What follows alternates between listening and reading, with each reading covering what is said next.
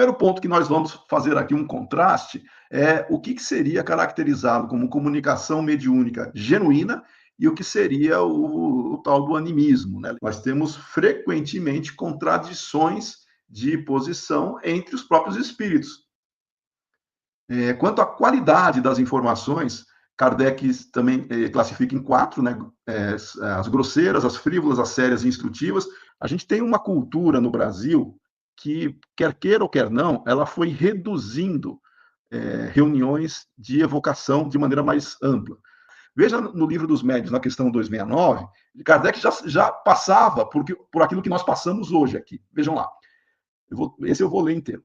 Pensam algumas pessoas que todos devem abster-se de evocar tal ou tal espírito e ser preferível que se espere aquele que queira comunicar-se. Ou seja, muita gente diz, é melhor as comunicações espontâneas do que as evocações. E aí as pessoas que dizem que as evocações, você não consegue garantir que seja mesmo aquela pessoa, ora, nas espontâneas você também não consegue garantir que seja a pessoa que esteja ali falando, né? Mas isso é o que algumas pessoas supõem. E Kardec diz exatamente o contrário. Ele fala assim, não, isso é um erro, está na 269. Ele fala, isso é um erro, em nossa opinião. Primeiramente porque em torno de nós sempre tem espíritos querendo se comunicar. E você não consegue garantir a identidade de nenhum deles. Não dá para você garantir. E ele reforça ainda.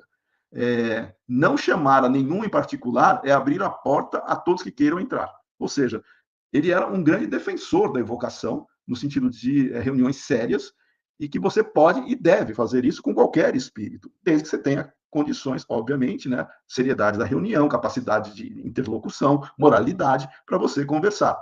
Ou seja, isso foi muito mal trabalhado no Brasil, principalmente com uma frase que foi mal interpretada do Chico, aonde ele disse, em determinado momento, quando ele foi questionado por que ele não conseguia obter comunicação deste ou daquele espírito, e ele respondeu, porque o telefone só toca de lá para cá, porque era difícil você achar que basta querer para um espírito responder. O Chico estava respondendo para um público ansioso, enlutado muitas vezes, que estavam ávidos para ter comunicação dos seus entes queridos. E ele explicava, olha, não é assim que funciona, não basta querer se comunicar, você tem que ter sintonia. Ele não vai explicar isso com todos os detalhes técnicos para aquele povo que estava lá cercando ele. E quando ele disse que o telefone toca de lá para cá, ele estava falando o seguinte, olha, não basta eu querer, tem que ter essa sintonia.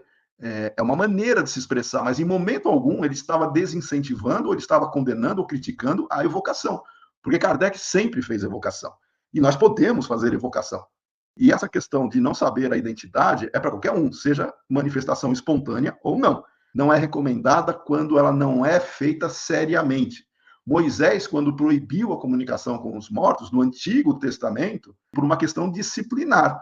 Que tipo de reunião, que tipo de evocação que se fazia? Eram reuniões frívolas, eram reuniões banais, não eram reuniões instrutivas. E isso você gerava um transtorno, porque que tipo de espírito vai se aproximar e começar a dar palpite e orientações quando a reunião não é séria?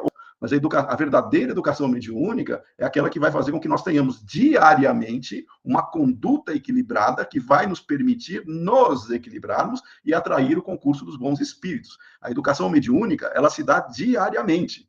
Existe culturalmente um apego ao fenômeno e não ao conteúdo. Kardec nunca fez isso, pelo contrário, ele criticava essa postura cega de você aceitar, porque o espírito assina ali com um nome venerável, ou se diz, ou se apresenta, né, como santo, ou não sei o quê, como anjo, né, como se isso fosse sinal de autoridade que legitimasse o conteúdo moral. Entrando aqui rapidamente no cuidado com os charlatães, que Kardec já destacava isso lá no capítulo 28 do Livro dos Médiuns, especificamente no item 316, ele diz o seguinte, quem não conhece o espiritismo, ele vai ser iludido com muita facilidade, porque ele não conhece o processo, ele não sabe que pode ter um espírito zombeteiro, leviano ali, se manifestando. Mas temos que entender o processo, inclusive afastar possibilidades de fraude, porque hoje em dia acontece isso. Muita gente quer fazer um espetáculo, por exemplo, de comunicação mediúnica, por exemplo, cartas consoladoras. Não estou falando que quem faz isso esteja fraudando. Estou falando dos cuidados que nós devemos ter para não aceitar nada de graça. Principalmente se acontecer isso que está escrito aí, ó.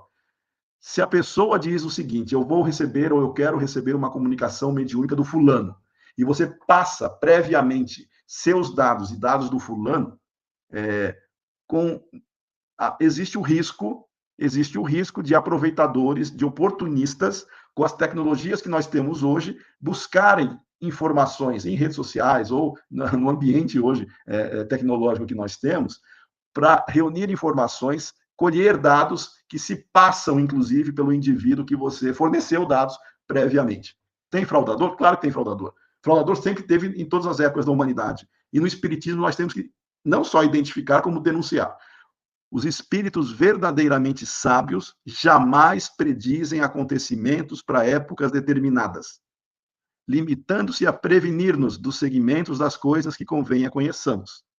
Insistir por obter informes precisos é expor-se às mistificações dos espíritos levianos, que predizem tudo o que se queira, sem se preocuparem com a verdade, divertindo-se com os terrores ou com as decepções que causem.